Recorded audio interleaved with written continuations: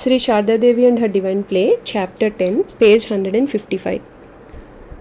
After visiting Varanasi, some of Holy Mother's companions suggested that the party go to Prayag and bathe in the confluence of the Ganges and the Jamuna. Holy Mother wanted to visit Ayodhya next, so instead they all took the train to the birthplace of Ramachandra. They stayed there for one day and visited the important temples and the Sarayu river. After bathing in the Sarayu river, the mother cooked food and fed her companions. Jogin commented, "What great fortune! Today, Mother Sita has fed us in this holy place of Ayodhya." The next day, the party left for Vrindavan. In the train, on the way, Holy Mother had a vision of Ramakrishna. She was then wearing the Master's gold amulet on one of her arms. In the train, she lay down with her arm on the windowsill, leaving the amulet visible. The Master suddenly appeared and said to her through the window, "Hello, why are you wearing the amulet that way? A thief could easily snatch it." Immediately she got up, removed the amulet from her arm, and put it in a small tin trunk where she kept the Master's photo. She realized that the Master was always with her, protecting her. She never wore that amulet again. Instead, she worshipped it every day, and later she gave it to Belur Math for the Master's shrine. The train stopped at Madhura. From there, the pilgrims went to Kalababu's Kunja or grove in Vrindavan. This estate belonged to Balaram's family. There was a gorgeous mansion with a Krishna shrine in the grove, which was situated on the bank of the Jamuna river. Vrindavan is a holy place, the playground of Krishna's childhood. There, Holy Mother met Yoginma, who had left Calcutta shortly before the Master's passing away. On seeing her, Holy Mother's grief welled up and she embraced her, saying, "Oh Yogin." Both wept profusely. At that time, Holy Mother wept often. One night, the Master appeared before her and said, "Why are you crying so much? Where have I gone? It is just a change from one room to another. Is not that so?" Over time, repeated visions of the Master assuaged Holy Mother's intense grief. Ramakrishna had visited Vrindavan in 1868 and experienced visions relating to various episodes of Krishna's life. At Vrindavan, Holy Mother was often in the mood of Radha and experienced spiritual ecstasy. Just as the gopis, the cowherd girls of Vrindavan, had searched for Krishna in the groves of Vrindavan, Holy Mother wandered alone to the bank of the Jamuna as if searching for her beloved Lord. Her companions would find her and bring her back to their residence. Later, she said to a devotee, "I am Radha." Orthodox Vaishnavas circumambulate Vrindavan in bare feet and visit the spots connected with Krishna's life. Holy Mother and her party followed this tradition. It took them 15 days. Holy Mother closely observed the banks of the Jamuna, the groves, trees, temples, mendicants, and the scenic views of Vraja. From time to time, she stopped and could not go on.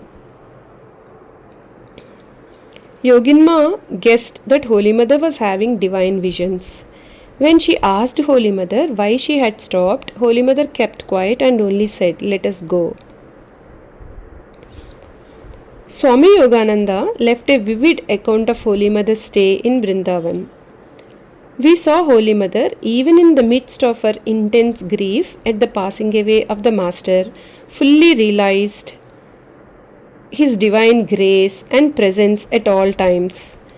We thought of ourselves as helpless orphans, but Holy Mother's love became our anchor." At Vrindavan, Holy Mother had many spiritual experiences. One day, her women companions found her absorbed in deep samadhi. They uttered the name of the Lord in her ears and tried to bring her mind down. I repeated the name of Sri Ramakrishna with all my strength. At that, the mother seemed to return to the ordinary sense plane. During such periods of ecstasy, her manner of speech, her voice, her way of taking food, her way of walking, and her general behavior were exactly like those of the Master. We have heard that in deep meditation, the worshipper and the worshipped become one. The scriptures mention a spiritual state known as Tadatmya Bhava, being at one with God. We have read in the Bhagavata how the gopis, unable to bear separation from Krishna, became so deeply absorbed in the thought of him that for the moment they forgot their own individualities and behaved as though they were Krishna. In the same manner, Holy Mother too forgot her own separate existence and acted just like the Master, feeling her oneness with him. When I asked her some complex questions about spiritual matters, shortly after her states of samadhi, she replied from a God intoxicated mood, very much like Sri Ramakrishna, that is, in the same manner characteristic of the Master, even using his same easy style of expression with metaphors and parables. We all were surprised to see the spirit of Sri Ramakrishna united with hers. It was unique. We then realized that the Master and the Mother were one in essence, though appearing in separate forms. Is it not said in the scriptures, Lord, thou art man, thou art woman? The Master told me many times that there was no difference between him and the Mother. On one occasion at Kala Babu's grove, Holy Mother passed nearly 2 days in a superconscious state.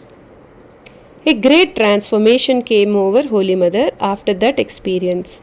Henceforward, she was seen to remain always immersed in bliss. All her sorrow, grief, and feeling of separation from the Master vanished, and a serene, blissful mood took their place. She sometimes behaved like a simple, innocent girl.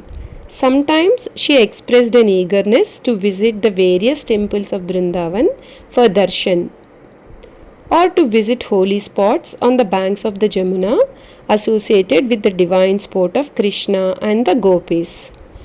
She was then in such a blissful state of mind that at times her yearning for Krishna's presence and her utterance of his name with intense love reminded us of Radha.